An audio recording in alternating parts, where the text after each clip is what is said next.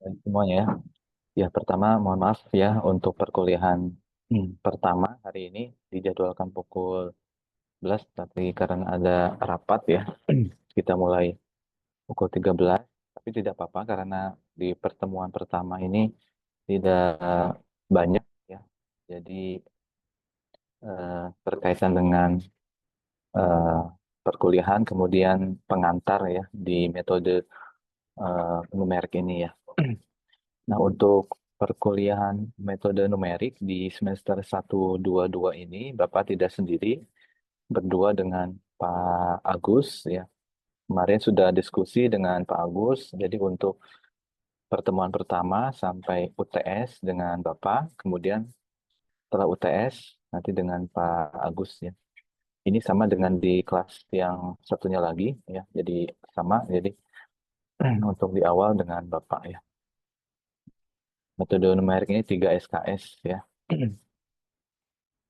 Nah, untuk course objektif atau eh, tujuan ya dari mata kuliah metode numerik ini ada 5 ya. Nanti dijelaskan lebih detail dalam topik-topik yang akan kita pelajari ya. Yang pertama itu kalian diharapkan atau ditargetkan ya mampu menganalisis galat ya. Galat ini error ya. Jadi istilah bahasa Indonesia yang baku untuk error itu adalah galat ya. Nah, eh, kita akan menganalisis galat dalam perhitungan numerik. Hmm. Kemudian yang kedua itu menentukan akar persamaan tak linear ya, dengan menggunakan metode tertutup dan terbuka. Nanti ada beberapa topik ya di poin kedua ini. Kemudian yang ketiga itu kita ya ditargetkan dapat menyelesaikan sistem persamaan linear dengan operasi baris elementer maupun iterasi. Nah, ini untuk poin yang ketiga, ini erat kaitannya dengan mata kuliah aljabar linear ya, karena di aljabar linear itu sudah dibahas tentang operasi baris elementer ya. Jadi diharapkan apa yang sudah kalian pelajari di mata kuliah aljabar linear itu diingat lagi karena kaitannya sangat erat ya untuk di topik yang ketiga ini. Kemudian ada tambahan kita akan menggunakan iterasi ya untuk menyelesaikan sistem persamaan linear. Kemudian yang keempat ini berkaitan dengan interpolasi, ya, curve fitting, dan juga numerical integration, ya, ada di eh, poin yang keempat. Kemudian yang kelima, yang terakhir ini berkaitan dengan masalah nilai awal atau dalam persamaan diferensial, ya. Untuk gradingnya kita ada 3 aspek, ya. Jadi yang pertama adalah assignment. Assignment bobotnya 20%. Jadi setiap pertemuan ada assignment yang harus kalian kerjakan ya. Kalau Bapak rutin ya tiap pertemuan ada tugas.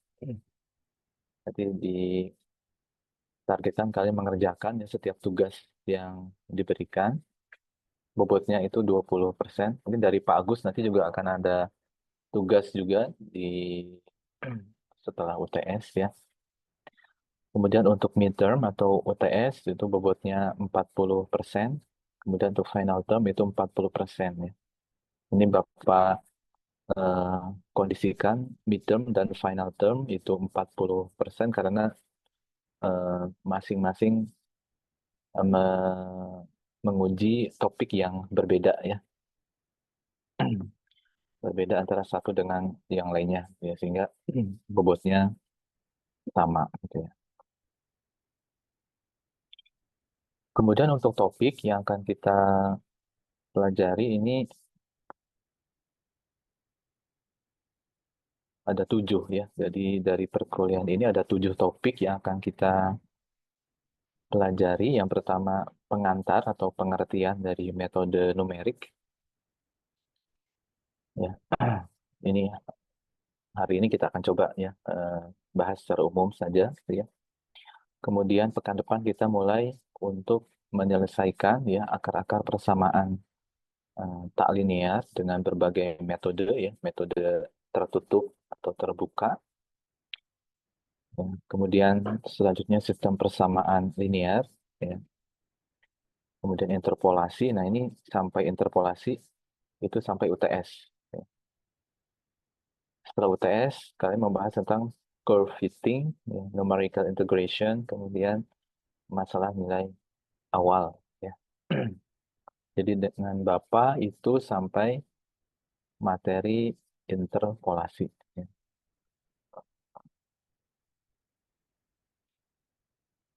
Nah, untuk regulasi perkuliahan ini kalian sudah memahami ya.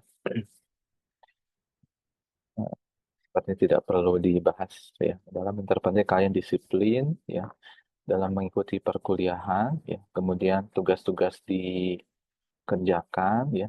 Kemudian eh, ya memperhatikan etika ya dalam eh, menyampaikan pendapat atau dan lain sebagainya ya. Ini secara umum ada di sini ya. Kemudian untuk sumbernya ada beberapa yang bisa kalian gunakan ya untuk belajar secara mandiri selain dari apa yang Bapak sampaikan melalui PowerPoint. Eh, yang pertama itu numerical method for engineers dari Capra ya.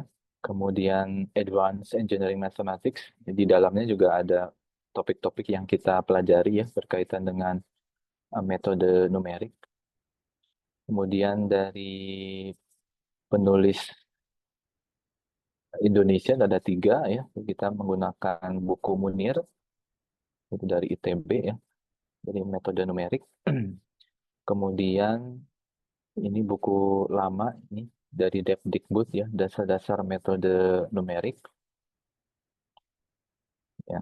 Kemudian yang terakhir ini dari Pak Sahid ya, pengantar komunikasi numerik dengan MATLAB.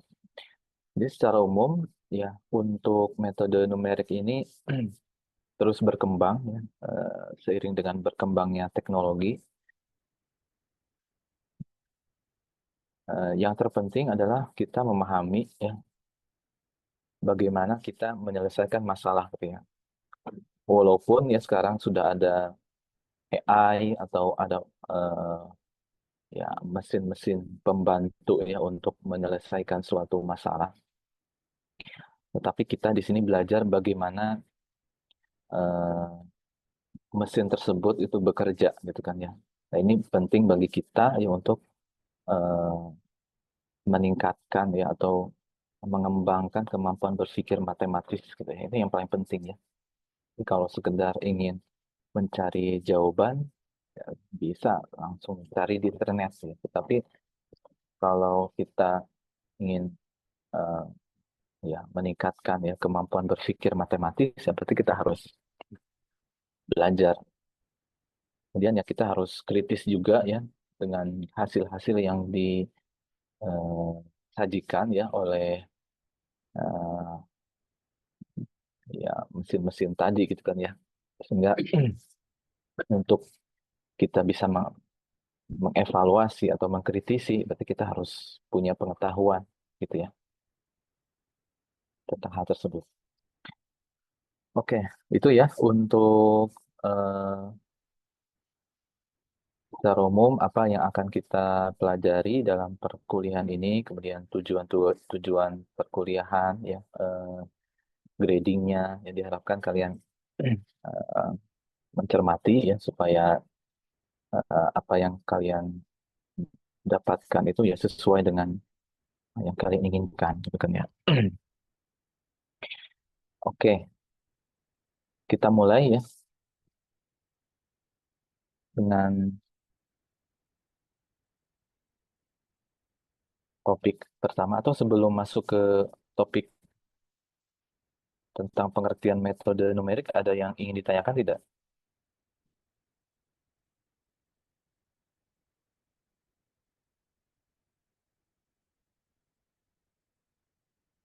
Tidak ada ya?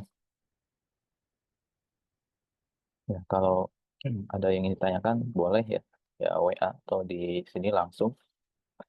Nah, untuk perkuliahan metode numerik ini kita akan menggunakan Excel ya untuk membantu kita menyelesaikan masalah ya. Sebetulnya eh, bisa menggunakan eh, software yang lain ya, seperti MATLAB dan lain sebagainya. Karena itu menggunakan bahasa pemrograman, kalian sudah belajar bahasa pemrograman, jadi tinggal input saja begitu ya, dan mudah. Tapi untuk Excel ini terkadang perlu strategi ya, perlu eh, teknik juga ya. Nah, ini akan kita pelajari ya di mata kuliah ini ya. Oke, kita masuk ke pertemuan topik di pertemuan pertama ya tentang pengertian metode numerik. Nah, di sini Bapak tampilkan ada dua perbedaan ya. Bagaimana menyelesaikan suatu masalah ya matematik gitu ya. Jadi ada yang diselesaikan dengan metode analitik ya, dan ada yang diselesaikan dengan metode numerik gitu kan ya. Nah, apa yang kalian pelajari di mata kuliah sebelumnya ya seperti kalkulus itu salah satu eh, atau teknik-teknik yang digunakan ya dalam menyelesaikan masalah yang ada di mata kuliah kalkulus itu adalah menggunakan metode analisis ya, atau analitis gitu ya. Karena yang didapatkan dari permasalahan tersebut adalah solusi yang berbentuk ekspresi matematika yang eksak gitu ya. Nilainya itu exact ya, tepat gitu kan ya. Sehingga di sini untuk aspek ketepatan metode analitis ini hasilnya eksak dan juga akurat ya. Nah, dalam menyelesaikan masalah-masalah yang ada di mata kuliah kalkulus misalkan itu menggunakan rumus ya, ya, teorema dan juga manipulasi aljabar. Ini yang sudah kalian pelajari ya di mata kuliah kalkulus misalnya. Tetapi ada keterbatasan ya. Jadi tidak semuanya eh, tidak semua metode analitis ini bisa menyelesaikan ya masalah-masalah yang sifatnya tuh kompleks, bukan ya. Terutama masalah-masalah yang berkaitan dengan kehidupan sehari-hari ya. Ya. Jadi peristiwa yang terjadi dalam kehidupan sehari-hari itu biasanya bisa diekspresikan dalam sebuah model matematika. Dan ternyata model matematika yang merepresentasikan ya peristiwa yang terjadi itu tidak sederhana, ya kompleks, gitu ya. Maka perlu metode yang lain ya, yang bisa menyelesaikan masalah kompleks tersebut. Nah, maka di sini ada alternatif ya lain selain metode analitis, yaitu metode numerik ya. Nah, di sini menggunakan pendekatan numerik atau aproksimasi. Jadi kalau kita menggunakan metode numerik itu hasilnya tidak eksak, ya, tetapi ada eh, galat atau ada error ya. Karena di sini kita menggunakan aproksimasi ya. Nah, ya, ada hampiran gitu ya. Ada hampiran. Nah, dalam eh, masalah ketepatan ya tadi ya hasilnya merupakan perkiraan ya dengan tingkat kesalahan tertentu. Jadi di sini error ada, tetapi kita ingin meminimalkan error tersebut, gitu kan ya. Untuk proses penyelesaiannya, nah ini ada beberapa metode ya, seperti iterasi, ya, kemudian eh, pendekatan numerik lain ya, seperti di sini beda hingga, interpolasi atau integral numerik gitu kan.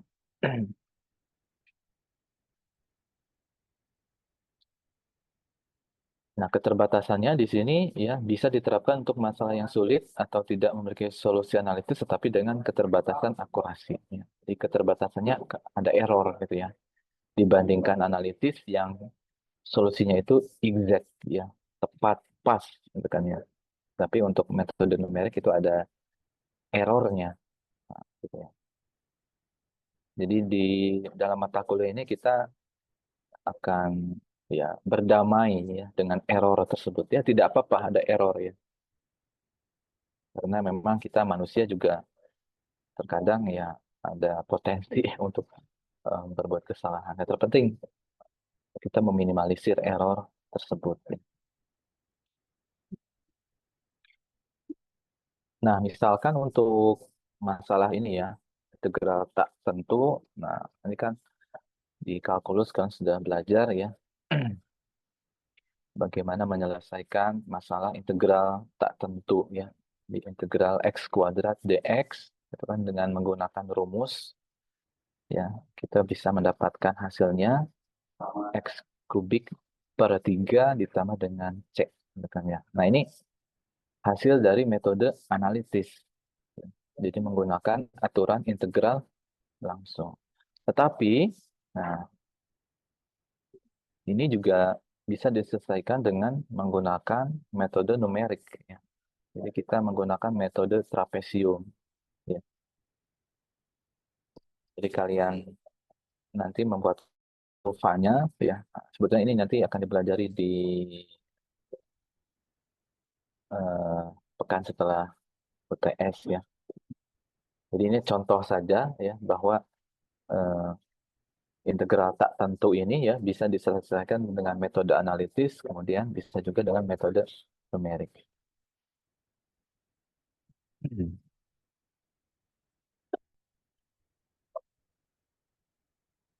Nah, untuk menggunakan metode numerik ini, teknik-teknik yang digunakan itu sebetulnya sederhana. Ya. Apa tekniknya? Ini menggunakan operasi aritmatika biasa. Ya. Seperti apa? Ya, seperti maaf, tambah, eh, nih, tambah, kurang, kali, bagi. Ya. Jadi dalam metode numerik sebetulnya sederhana sekali operasinya. Ya. Jadi masalah-masalah yang kompleks tadi, ya bisa jadi untuk integralnya tidak seperti ini, bisa jadi lebih kompleks ya. Akan tetapi untuk penyelesaiannya itu menggunakan teknik-teknik yang sederhana, yaitu operasi aritmatika biasa seperti tambah, kurang, kali, dan bagi. Kan, kan ya. Jadi di sini tujuan dari metode numerik adalah ya metode-metode yang efisien. Nah, ini kita sedang berada di zaman efisiensi ya. Jadi metode numeriknya tepat sekali ya dengan zaman yang sekarang menekankan pada efisiensi gitu ya.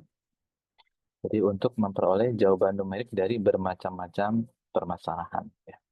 Baik yang sederhana maupun yang kompleks gitu ya.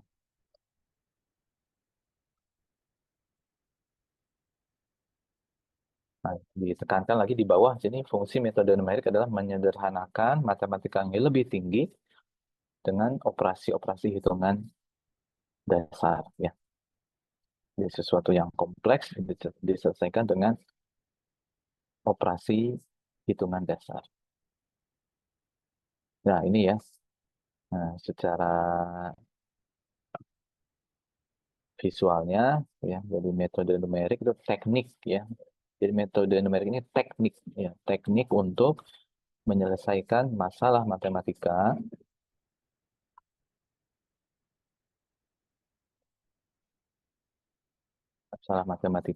ya dengan operasi aritmatika yang sederhana dan dia menjadi solusi ya.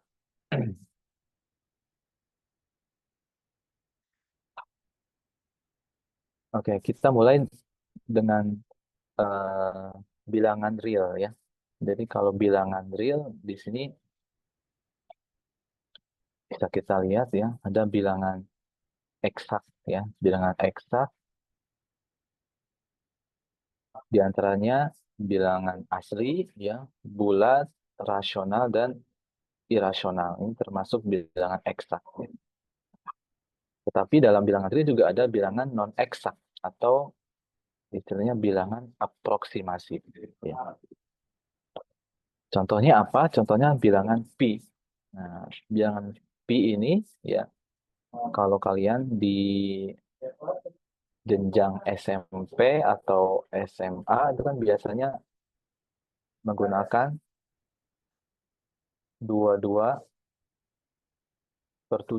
ya atau 3,14 ya. Ini tergantung dari konteksnya ya. Biasanya konteksnya itu dalam mencari luas daerah atau keliling ya dari lingkaran misalkan ya. Jadi kalau jari-jarinya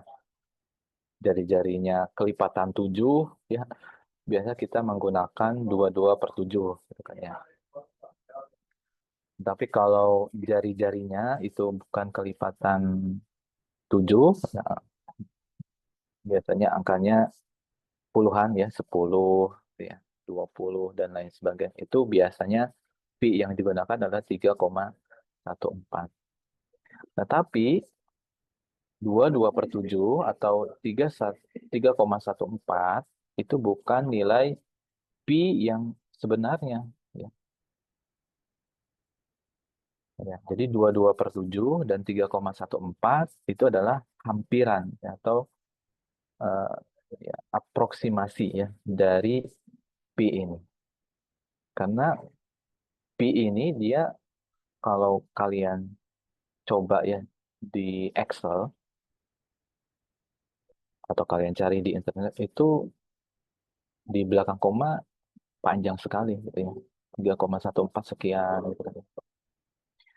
Nah, dan kita ya sebagai guru katanya untuk memudahkan siswa belajar pi misalnya dipotong ya dibulatkan gitu ya di 3,14 atau 22/7. Tapi 22/7 atau 3,14 itu bukan the real pi ya. Itu hanya hampiran.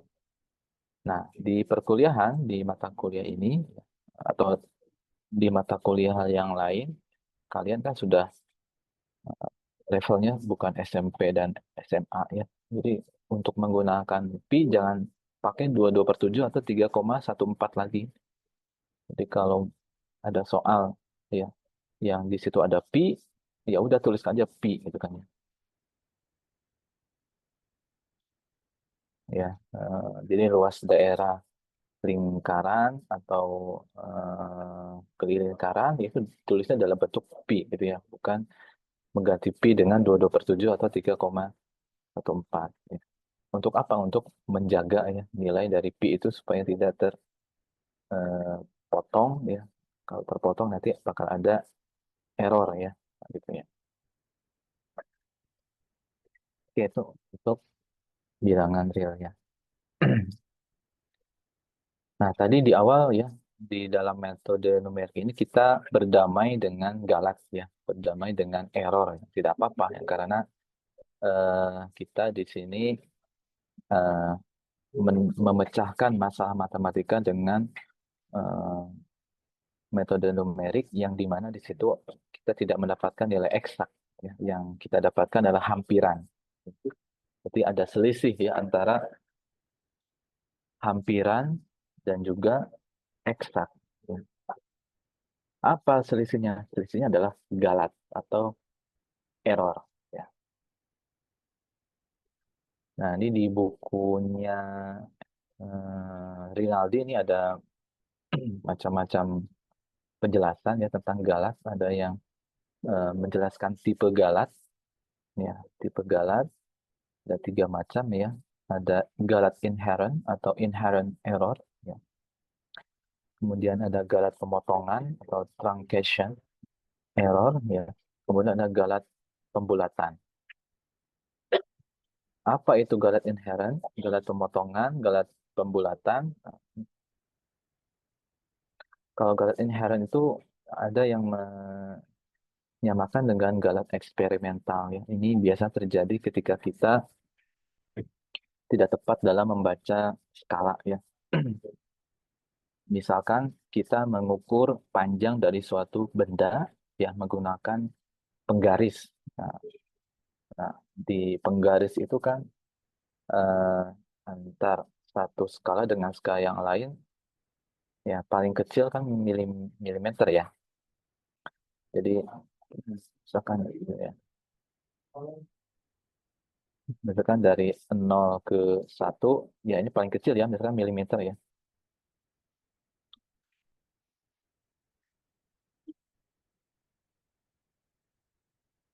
Nah, ketika eh, ada benda yang panjangnya sampai sini, nah, nah, ini kan kita tidak bisa memastikan dia itu ada di posisi mana ya, di setengahnya, apakah eh, sepertiganya atau 2/3-nya. Nah, jadi ketika kita salah dalam membaca skala atau tidak tepat ya dalam menentukan panjang ya karena keterbatasan dari alat ukur, maka hasil yang didapatkan itu ada potensi dia eh, masuk dalam galat inherent kan ya. Ya, ini tadi sekali lagi terjadi karena salah menyalin data atau salah membaca skala kan ya. Ini galat inherent. Kemudian ada lagi galat pemotongan. Nah, ini memang karena sengaja ya dipotong ya dengan tujuan tertentu ya. Nah, misalkan di sini Y sama dengan sin X ini bisa kita tuliskan seperti ini, X dikurangi X pangkat 3 per 3 faktorial ditambah X pangkat 5 per 5 faktorial dan seterusnya. Nah, untuk kepentingan tertentu ya bisa kita potong ya. Kita potong sampai sini gitu ya. Nah, jika dipotong seperti ini termasuk error pemotongan atau truncation error ya. Ini dengan tujuan ya misalkan untuk menyederhanakan gitu ya atau ada maksud-maksud lain ya tergantung dari konteks pemotongan tersebut gitu ya.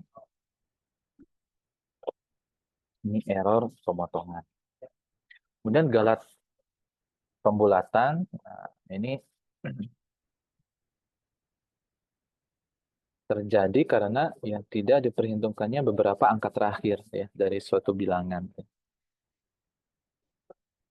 pembulatan ya. Nah, misalkan di sini ada angka 8.632.574. Ini dibulatkan menjadi 8.633.000. Ini pembulatan ya.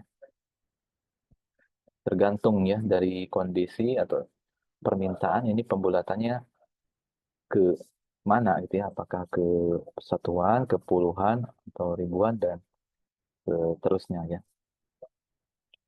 Kemudian yang tadi nilai Pi ya 3,1415926 itu dibulatkan jadi 3,14. Nah, dengan adanya pembulatan ini ada galat ya, ada error di sini ya. Karena dilakukan pembulatan.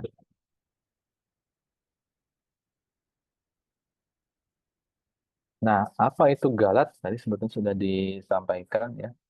Itu adalah selisih ya, selisih antara nilai hampiran dan juga nilai eksak ya. Yang disilakan sepertinya. Jadi error itu adalah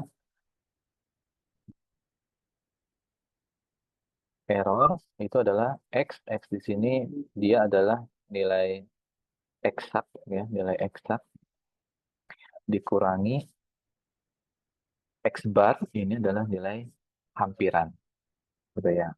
Atau di sini X ya. X ini nilai eksak itu adalah nilai hampiran ditambah dengan errornya. Ya, secara umum prinsipnya seperti itu ya. Apa itu error atau galat? Yaitu selisih antara nilai eksak dengan nilai hampirannya.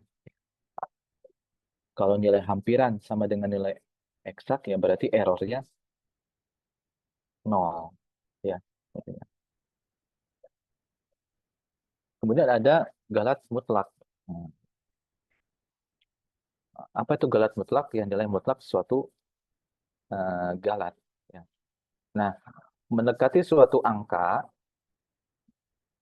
misalkan ini angka satu ya, dia itu kan bisa dari kiri, ya, bisa dari kanan ya. Ya, nilai eksaknya satu ya.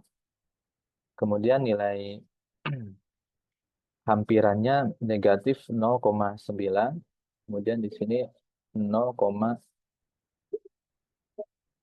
maaf ya bukan negatif ya, 0,9 di sini 1,1.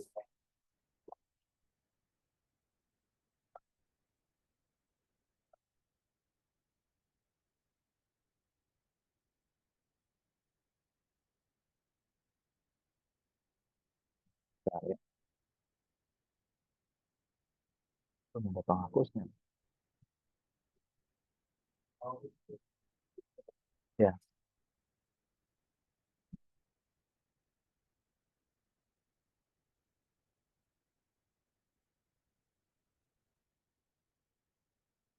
punya oke.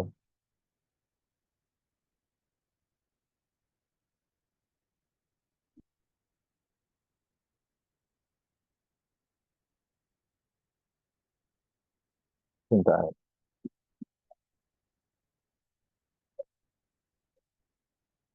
Nah, apa ya? Jadi mendekati satu itu kalau dari kiri ya, misalkan nilai hampirannya 0,9, kemudian kalau dari kanan 1,1.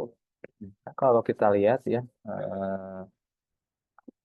errornya itu ya kalau dari 0,9 dengan satu itu kan negatif 0,1 ya. Tapi untuk yang sebelah kanan itu positif 0,1 ya. Nah, garis mutlak, nah kita mengambil eh, positifnya ya. Jadi kita mempositifkan selisih yang tadi ya. Kalau selisihnya negatif ya berarti kita buat dikalikan negatif ya supaya dia positif gitu ya. Dan nilai mutlak dari suatu galat.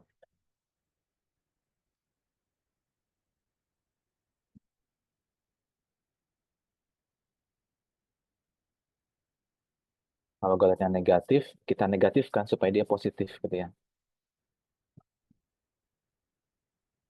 Kemudian galat relatif itu adalah perbandingan antara galat mutlak dan nilai eksak. Ya.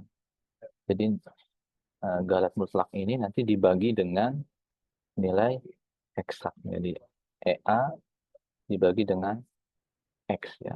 Ini galat absolut ya, berarti harus diberikan tanda mutlak di sini ya. Gitu. Ini galat relatif. Kemudian ada galat relatif hampiran. Nah, selama ini ya, kalau dalam metode numerik itu nilai eksaknya terkadang yang tidak diberikan. Ya. Jadi yang ada adalah nilai hampiran, ya, dan juga errornya. Jadi nilai eksaknya ya tidak diberikan. Ya kalau sudah ada nilai eksaknya, kenapa kita cari nilai hampiran? Itu kan ya, istilahnya seperti itu. Sehingga dalam metode numerik biasanya yang diberikan itu adalah nilai hampirannya dan juga galatnya. Istilahnya apa galat relatif hampiran? Nah, bisa kita cari ya. Jadi eh, error relative approximation itu adalah eh, error error dibagi ya dengan nilai eh, hampirannya ya.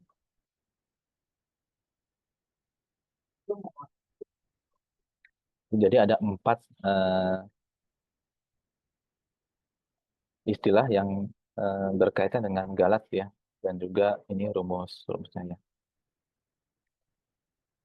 Nah, ini sudah Bapak isi ya, jadi biar cepat.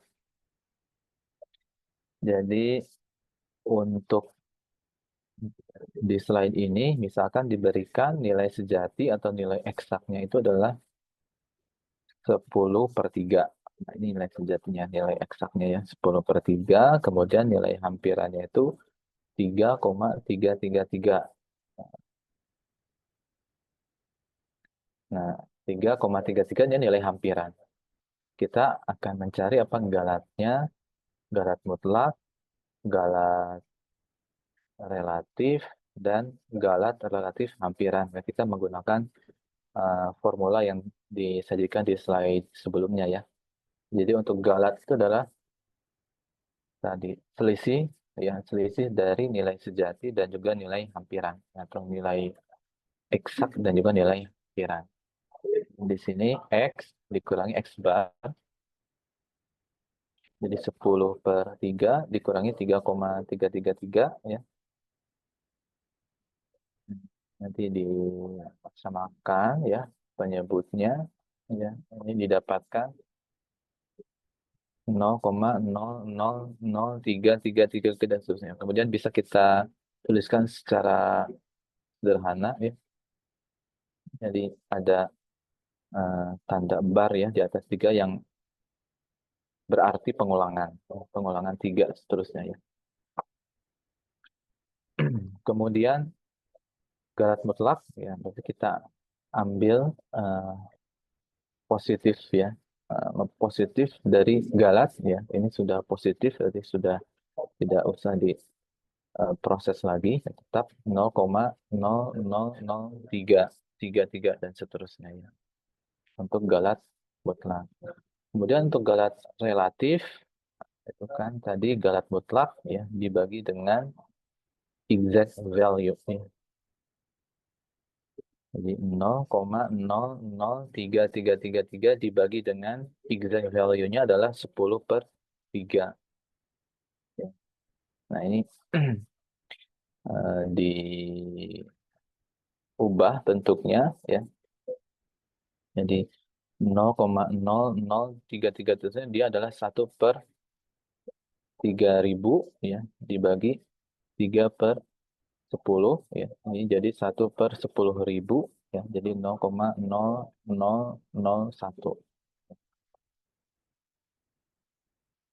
Ini untuk galat relatif ya.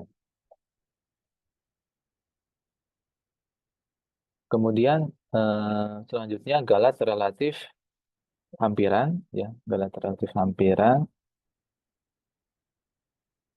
itu adalah galat dibagi dengan exact value ya. Oh maaf, galat dibagi dengan nilai hampiran ya. Nilai hampiran karena dalam galat relatif hampiran ini ya kita berbicara tentang error dan juga hampiran ya. Karena exact value, exact value tidak diberikan. Jadi galatnya adalah 0,0003 dan seterusnya dibagi hampirannya adalah 3,333. Nah, ini didapatkan 1/9.000 9.099 9.999 ya. 9.999 ya. Ini untuk galat relatif hampiran. Kemudian ada istilah akurasi dan precision ya. Ini dua hal yang berbeda ya. Kalau dalam penelitian itu ada istilah validitas dan reliabilitas ya. Tapi kalau dalam metode numerik itu istilahnya ada akurasi dan precision. Ya, ini dua hal yang berbeda. Ya. Di akurasi ini berkaitan dengan ketepatan pada fokus ya, pada tujuan. Kalau presisi ini kekonsistenan ya. Jadi dikatakan akurasi dan presisi itu yang nomor D ya. Kalau yang C itu dia presisi tapi dia tidak akurasi ya. Ya. Kalau yang A itu dia tidak akurat, tidak presisi. Ya. Yang B itu dia ya boleh dikatakan eh, ya akurat tapi ya tidak presisi ya. Jadi akurasi itu merujuk pada seberapa dekat ya nilai-nilai yang didapatkan itu ya dengan true value ya dengan nilai yang sebenarnya kan, ya. Jadi istilahnya ketepatan ya. Tapi kalau ini inakurasi atau tidak akurat itu biasanya ada penyimpangan ya, penyimpangan dari nilai yang sebenarnya. Nah, kalau presisi ini berkaitan dengan konsistenan ya eh, antar nilai ya. Ya.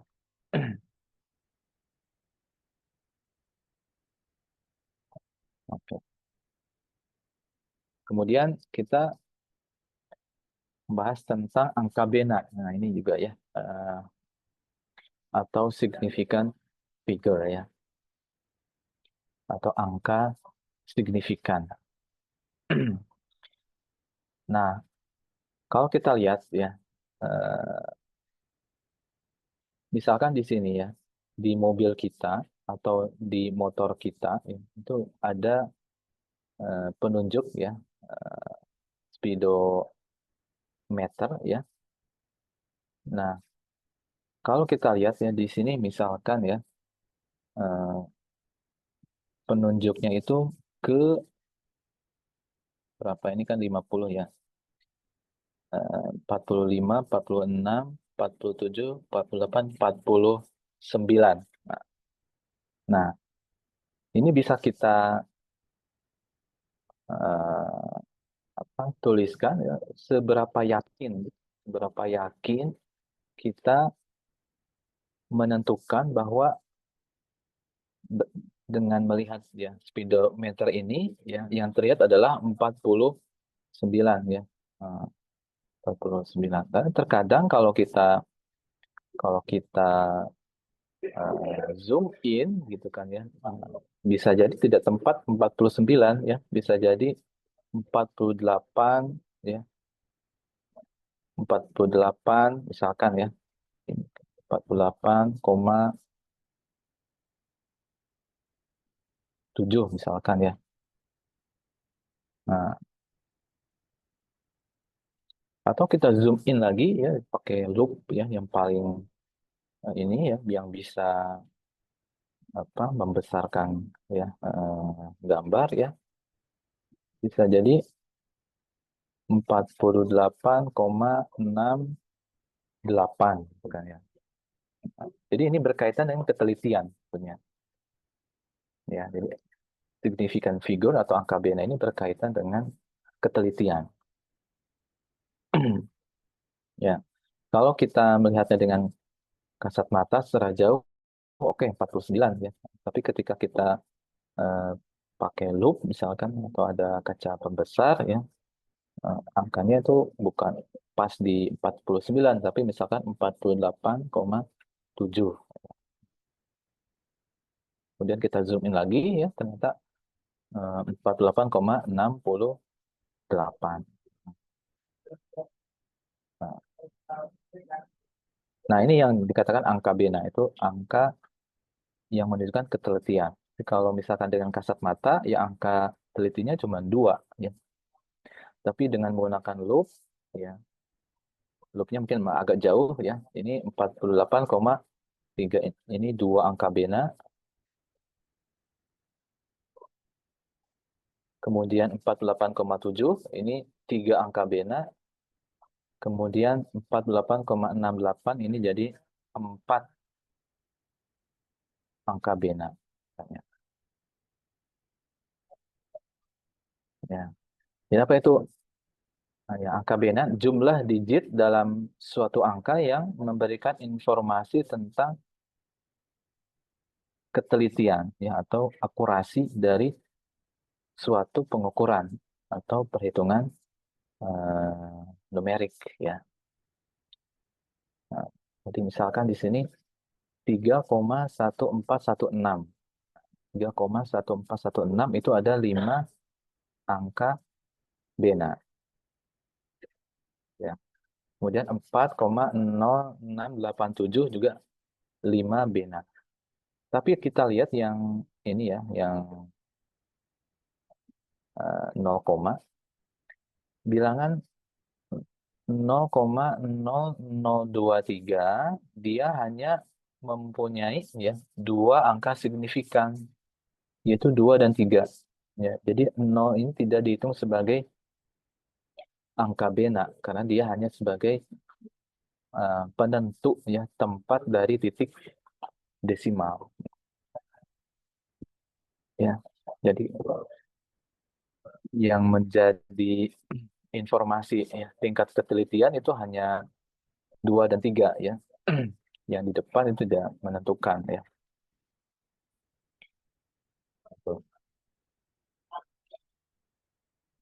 Nah, ini misalkan 0,1764 dia memiliki 4 angka bena.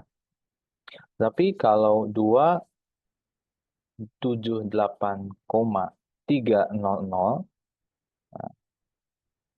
ya, dia memiliki 6 angka bena. Jadi 00 yang di belakang itu ternyata teridentifikasi sebagai angka bena karena dia eh, menentukan ketelitian atau akurasi dari suatu perhitungan ya. Nah, hati-hati juga ya eh, titik ya.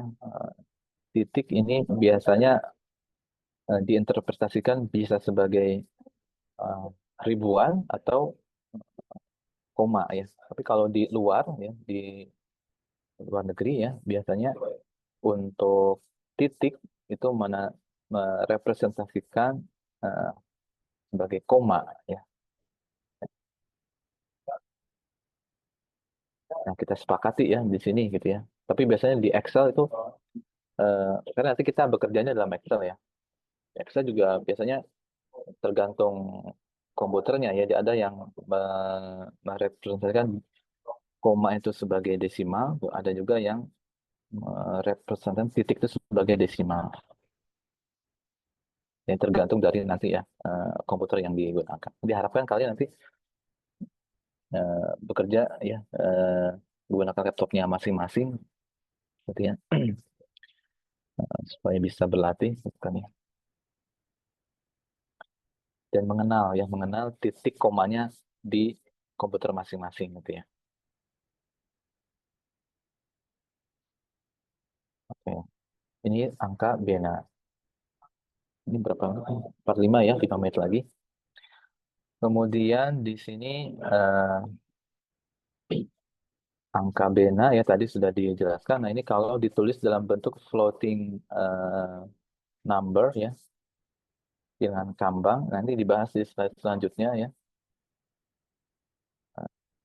Oke, kita lanjut aja nih. Nah, komputer digital itu mempunyai dua cara ya untuk menyatakan bilangan ya. Ada yang sistem sistem titik kambang atau floating point, ada yang menggunakan sistem titik tetap atau fixed point ya. Kalau titik tetap ini bentuknya seperti ini ya. Jadi dituliskan dalam bentuk desimal ya 62,358. Nah, ini menggunakan koma ya, koma koma ya.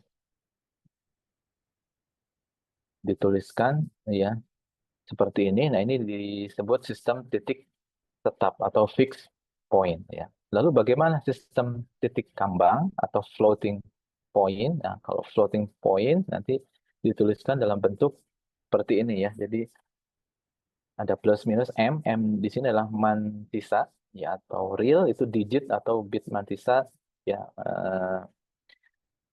nilainya itu dari 0 sampai dengan B min 1 ya. Kita menggunakan sistem bilangan desimal ya. Sistem bilangan desimal itu yang ini ya, eh, dari 0 sampai 9. Kemudian basis B-nya adalah basis sistem bilangan yang dipakai. Kita menggunakan basis 10 misalnya ya.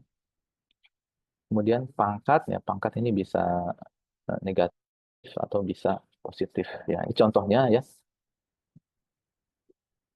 untuk bilangan eh, kambang ya, bilangan titik kambang, dan bentuknya ini bisa beragam ya.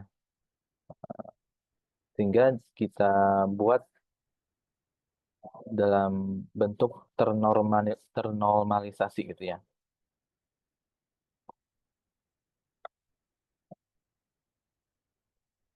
Nah, contohnya seperti apa? Nah, ini misalkan sini 245,76654. Itu kan bisa direpresentasikan dalam bilangan titik kambang ya seperti 0,2 sekian dikalikan 10 pangkat 3 atau 2,45 sekian dikalikan 10 pangkat 2 atau 0,02 dikalikan 10 pangkat 4. Nah, ini kan bisa beragam ya. Nah, kita akan membuat bilangan titik kambang yang ternormalisasi. Ya, artinya kita buat standar gitu ya, standar. Ya, nah, bagaimana? Nah, dituliskan dalam bentuk seperti ini, jadi plus minus 0, D1, D2 ya, eh, dan seterusnya dikalikan B pangkat P, gitu kan ya. Jadi contohnya misalnya di sini untuk bilangan 2,7182818. Nah, kita akan tuliskan dalam bentuk bilangan titik kambang desimal ternormalisasi bentuknya 0,27182818 dikalikan 10 pangkat 1 ya. Ini ya, jadi 0,27. Oke, ya. Ini bentuk titik kambang yang dinormalisasi. Oke. Kemudian selanjutnya ini ada teknik pembulatan, ya, ada pemenggalan, chopping, kemudian pembulatan ke digit terdekat. Sekiranya ini bisa dipelajari secara mandiri ya. Chopping ini ya di apa dipotong ya, sama dengan truncation ya. Jadi misalkan di sini 3,14159 kita ingin membatasi angka hingga 3 angka desimal ya. Berarti kita potong ya di sini ya. Jadi 3,141 ini tergantung dari permintaan ya. Kemudian ada in rounding ya, ini in rounding itu nah ini pembulatan ya, pembulatan bisa ke atas atau ke bawah. Misalkan di sini jika digit setelah batas itu kurang dari 5 maka angka tetap gitu ya. Kemudian jika digit setelah batas 5 atau lebih maka angka bertambah 1. Ini biasa ya kita lakukan ya. Nah, misalkan untuk bilang asli 3,14159 kita ingin me, apa, melakukan in rounding ya hingga 3 angka desimal ya. Nah, kita lihat 3 angka desimal batasnya kan sampai sini ya. Nah, karena digit setelah batas itu lebih dari 5 maka bertambah 1 ya. Sehingga di sini dijadikan 3,142 ya. Jadi naik ya. Nah, ini biasa kita lakukan ya untuk pembulatan ini. Oke, eh, itu ya untuk materi kita hari ini ya. Bapak menjelaskan ya berkaitan dengan eh, pengertian dari metode numerik. Kemudian di situ kita bahas tadi tentang galas ya. Kemudian bahas tentang bilangan signifikan atau angka bena ya. Ya. Nah, di sini ada tugas ya. Ada tugas, ini tugas yang pertama.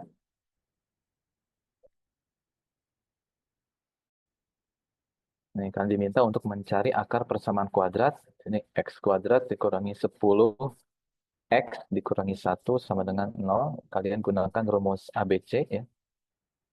Kemudian eh, setiap hasil perhitungan atau hasil perhitungan akhir dibulatkan dengan teknik in rounding ya, kemudian chopping, tapi di sini sampai 4 angka bena. Ya. Ya. Kemudian bandingkan hasilnya jika akar terbesar itu x1 ya. Jadi kalau misalkan di sini kan persamaan kuadrat ya. Kuadrat itu ada dua ya akarnya ya. Misalkan untuk akar terbesarnya adalah x1 ya. Kemudian akar terkecilnya x2. Ya. Nah, kalian bandingkan ya. Bandingkan eh, hasilnya ya di sini. Jika akar terbesar x1 dihitung ya dengan rumus ABC, jadi dapatkan dulu X1-nya dengan menggunakan rumus ABC. Kemudian untuk akar terkecilnya yang X2 itu kalian cari dengan rumus di sini X1, X2 sama dengan C per A. Ya. Nah, bandingkan ya. Kemudian coba juga ya cari galatnya, kemudian galat mutlak ya, galat relatif, kemudian galat relatif hampirannya ya. Oke. Oke, itu saja mungkin ya untuk pertemuan pertama hari ini. Ada yang ditanyakan tidak? Bapak izin bertanya, untuk Ya, PPT-nya nanti dikirimkan ya, Pak? ya dikirim. Kita eh, gunakan apa nih, LMS atau Microsoft Teams ya? Kalian nyamannya di mana? Sebentar, Pak. Ya, nanti diinikan aja ya, Oke, disampaikan Pak. ke Bapak ya. Kalau misalkan nyamannya dengan Microsoft Teams, nanti Bapak buatkan. Kalau nyamannya dengan LMS, nanti Bapak buatkan. Tapi Baik, Pak. kalau gampangnya sih Bapak buat Microsoft Teams ya, tinggal atau Google Classroom ya boleh gitu ya, untuk pengumpulan tugas gitu ya. Ya, gitu ya untuk pertemuan pertama ini sudah lebih dari 4 menit. Mohon maaf ya. Tadi mulainya terlambat ya. Mudah-mudahan minggu depan tidak ada gangguan lagi ya. Ini betul ya, jadwalnya jam 11 ya. Bapak ini masih agak ragu. Betul, Pak. Jam 11 ya. Soalnya nabrak jam 12 gitu kan. Ya, tapi kalau misalkan kondisinya seperti itu ya kita ikuti saja ya. Ya bisa di screenshot dulu ya jika ini ingin segera mengerjakan ya. Oke, cukup ya untuk pertemuan hari ini. Terima kasih ya atas kehadirannya. Kita jumpa lagi pekan depan, luring ya. Eh, Mudah-mudahan semuanya bisa hadir ya. Baik, Bapak tutup ya. Terima kasih. Ya. Assalamualaikum warahmatullahi wabarakatuh. Waalaikumsalam warahmatullahi wabarakatuh. Terima kasih. Waalaikumsalam warahmatullahi wabarakatuh. Waalaikumsalam. Terima kasih, Pak. Terima kasih, Pak.